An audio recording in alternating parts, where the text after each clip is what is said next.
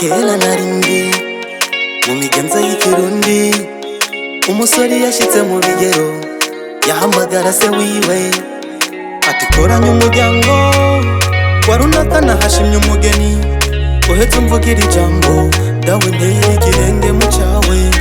Nayo ugwaruka gubu nyamuranze ni Facebook, ivyo gusaba no gukwa bikabera kuri WhatsApp, umuhezagiro ukabera mu kabare, bagataha muri guest bakahukanira kuri Insta.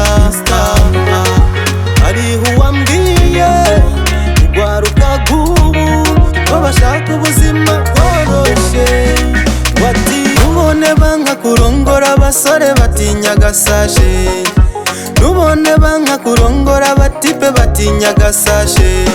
Oya batinya agasashe, batinya gutanga agasashe. Oya batinya agasashe, batinya gutanga agasashe. Maskini ya Mungu hariho abahungu bafise urukundo yamara ubukene bukabagora, akiyumvira ati wabona umukobwa bazohava banyaka inkwano, nanje ntaramuha n'impano, ubukene bumpaye ibihano, ubukene bumpaye ibihano. Hari ikintu kimabaza ku basore bataye indero, yifuza kuvyara nahajya nahariya, ukamengo ntaco bimubwiye kugira urugo n'umuryango, akibagira ko igihugu cubakiye ku miryango.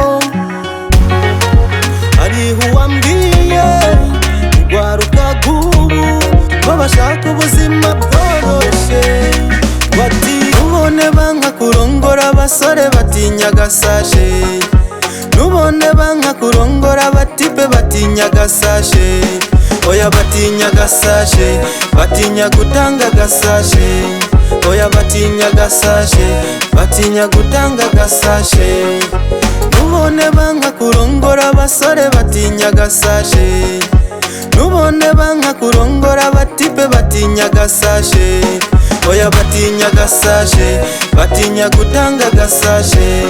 Oya batinya agasashe, batinya gutanga agasashe.